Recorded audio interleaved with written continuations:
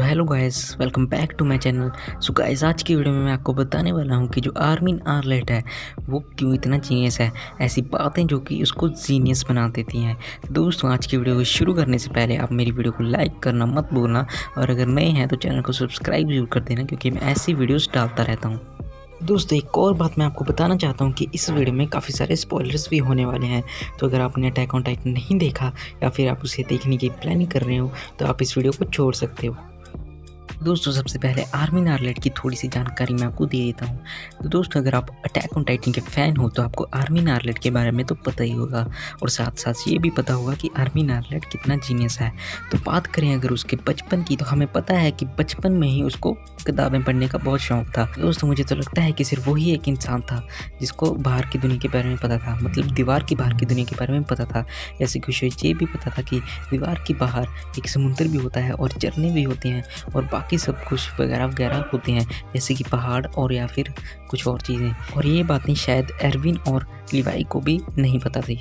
तो हमें उसके पेरेंट्स तो दिखाई नहीं गए हैं, हमें तो सिर्फ ये पता है कि वो अपने ग्रैंडफादर के साथ ही रहता था, जो कि बाद में टाइटन्स ने खा लिए थे। और साथ ही साथ हमें ये भी पता है कि जो आर्मिन है वो छोटे होते से ही काफ़ी वीक था, मतलब उसके पास फिजिकल स्ट्रेंथ नहीं थी। वो फिजिकली काफ़ी कमज़ोर था, लेकिन उसके ब्रेन ही उसकी पावर है। हालांकि उसमें इतनी ज़्यादा ताकत तो नहीं है, लेकिन फिर भी वो अपनी जान को इंसानियत के लिए कुर्बान कर सकता है। और ये बात हमें दिखाई भी गई है सीज़न 3 के एपिसोड 17 में, जहाँ पर उसने कोलोसस टाइटन के साथ लड़ते लड़ते अपनी जान को कुर्बान कर दिया था, लेकिन बाद में उसे जिंदा कर दिया था लिवाई ने, उसको इंजेक्शन लगाकर। हालांकि वो एरविन को भी जिंदा कर सकता था, लेकिन उसने आर्मिन को कर दिया।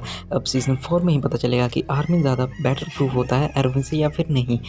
तो दोस्तों, अगर आर्मी ना होता तो शायद आज एरन और मिकासा भी ना होते, क्योंकि आर्मी ही था जिसने मिस्टर हैनस को उनको बचाने के लिए भेजा था जब टाइटन्स ने हमला कर दिया था। जब एरन और मिकासा जो थे अपनी मॉम को निकाल रहे थे, और तब वहाँ पर एक टाइटन आ जाते हैं उनको खाने के लिए, लेकिन मिस्टर हैनस उनको लेकर भाग जाता है।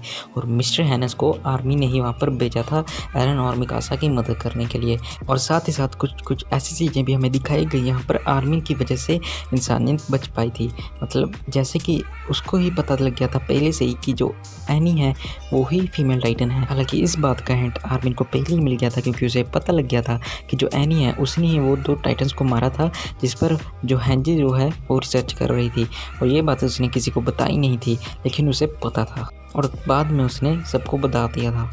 और भी काफ़ी सारे सीन्स है जहाँ पर आर्मी ने ही अपने दिमाग से सबको बचाया था। जैसे कि जब वो वॉलमारिया के गेट्स को सील करने गए थे, तब आर्मी नहीं था जिसको पता चल गया था कि यहाँ पर बेर्थोल्ड और राइनर हैं और उसके साथ कोई और भी हैं, और वो दीवारों में छिपे हैं। अगर ये बात आर्मी को ना पता चलती तो जो राइनर है वो मौका मिलते ही उन पर हमला कर देता और उनका प्लान सक्सेसफुल हो जाता, और वो शायद इंसानियत को ख़त्म भी कर सकते थे। जो बीस्ट टाइटन है वो भी उनकी मदद कर रहा था। और साथ ही साथ अगर ये आर्मी को ना पता चलती, राइनर को ना ढूंढते, शायद उनमें से एक भी बंदा नहीं बचता। वो आर्मी नहीं था जिसने कोलोसस टाइटन को भी गिरा दिया था, हालांकि पहले ऐसा किसी ने नहीं किया।